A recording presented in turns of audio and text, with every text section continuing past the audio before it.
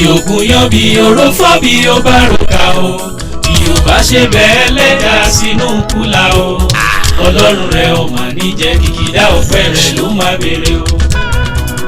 bí ogun yan bí oró fọ́ bí ó bá ròkà o bí ó bá ṣe bẹ́ẹ̀ lẹ́dà sínú kúlà o ọlọ́run rẹ̀ ò mà ní jẹ́ kìkìdá ọpẹ́ rẹ̀ ló máa béèrè o.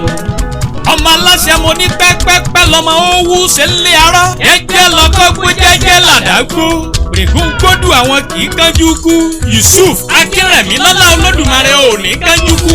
ìrìn àjò 50 ọdún kò ń ṣe kèrémí àwa bá ẹ dúpẹ́ lọ́wọ́ Ọlọ́run ni. olówó orí Elil Yusuf Amaka pàdé mi onínúure ọlọ́kàn re. aya jẹ́jẹ́ èèyàn jẹ́jẹ́ ó kú ọdún. bàbá Adéríyìíkẹ́ bàbá Adésìkẹ́mi bàbá Adéfọlárin mò ń kó bẹ́rẹ́ fún. lọ́lá Ọlọ́run ọmọ aráyé ò ní díẹ̀ mọ́nu kólò bómi ẹ̀kọ́ yẹn gan. ó kú ọdún ọmọ Ikire ọmọ ewu kéré ọmọ alanja tí ń bẹ níbú ọya. mo wá bá yín dúpẹ́ fún ayẹyẹ ìgbéyàwó ọdún 14. ọmọkùnrin bá máa láya nílé ó dá mi lójú wá ṣe sùúrù. Akínrẹ̀mí ṣe mọ́ lólùfẹ́ rẹ̀ ọ̀wọ́n. ìyẹn Elil ló pè mí lórí aago. ọlọ́mọ aláṣẹ wá bá ń kọ́kọ́ mi onínúure. ọkọ tó ń fẹ́ káyà ó jẹ kọ́mọ ó jẹ.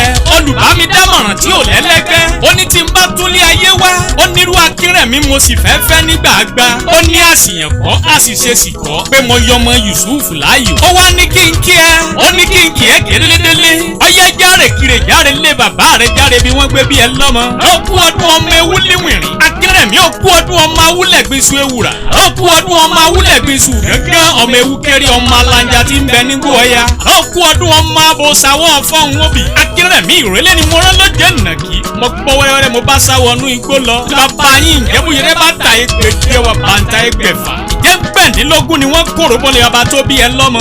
ọmọ Yusuf ó kú ọdún ọmọ olóòsàfọ̀ fi kíkó mú lẹ́kin. ọlẹ́yin ọmọ aráàkiri ewùrín nìyí. bẹ́ẹ̀ ní sàjà ẹ bá wá ẹ̀kẹ́ tó mú kí irun kọ́lé alárinrin. bàbá yín adúgbò tó tewú lòun òjò. adúdùndún adúsákàrà ni bàbá yín tewú lòun òjò lù. bàbá yín tí wọ́n fi lé hàn ní sọ́fọ̀nà hàn níní. mo ní tewú òjẹ́ fàbújá lẹ́ẹ̀kì hàn mẹ́nikẹ́ni. Akínrẹ̀mí ó kú ọdún 50 ọdún. tẹ́bí wọn lọ́mọ onígbọ́ ìgbọ́dọ̀ wọ̀. àjòjì tó bá wọ gbóhùn yóò dẹni ẹbọra. ọmọ Yusuf mo ló kú ọdún ọmọ oníṣu àwa jẹ. mo ṣàgbàdéwé ìwé ní bàbá yín wọn kàn kú lọ́nà èjìgbò. olówó orí Amaka ó kú oríire. Amaka onísùúrù tí kì í bínú. Akínrẹ̀mí tó fẹ́ Elil níyàwó dá mi lójú kò sọ kẹ́rọ̀dọ̀dọ̀ nù. Elil yẹn kú ọdún ọmọbìnrin tó mọ́ láwọ̀ tí ò lẹ́jọ́ nú. ìyàwó kan àtàtà tí kì í fọkọ rẹ̀ ẹ́ ṣẹ̀fẹ̀. lọ́lá Ọlọ́run ilé tó wá ń tò yìí ò ní túká. ẹ̀yin tẹ́ sọdún 14 náà lẹ́sẹ̀gbẹ̀rún ọdún. lọ́lá Ọlọ́run àjòjì obìnrin àjòjì ọkùnrin ò ní bẹ́ẹ̀ dẹ̀ yìí jẹ́. Akínrẹ̀mí tó bá délé bá ń kó ìyàwó rẹ̀ mọ́ra. obìnrin olótìtọ́ ni mo mọ̀ ọ́n sí mo lè fọwọ́ ẹ̀gbáyà bẹ́ẹ̀. Akínrẹ̀mí lọ́lá Olódùmarè ọ̀wá ní kánjú kú. ìwọ mọ̀ bí abẹ ní bẹ́sù ìran àwọn àtẹlẹsẹ̀ wọn a sì máa bẹ̀nà wò. ẹ̀mí tó ṣe 50 lẹ́ni lọ́lá Olúwa ní ó ṣe 100 tó bá yá. bó ti wá wù kó pẹ́láyé lọ́lá Ọlọ́run ò ní mọ sàárè ọmọ ẹ̀dẹ̀ ní fìṣẹ́ lògbà. àgbọ̀ ewu ni tẹ̀yìn àdàgbà ó mu ní tó ṣe mo ní àgbọ̀rá kòró ń tìgé. lọ́lá Olódùmarè mo ní kẹ́kẹ́rì oko bọ̀ wálé.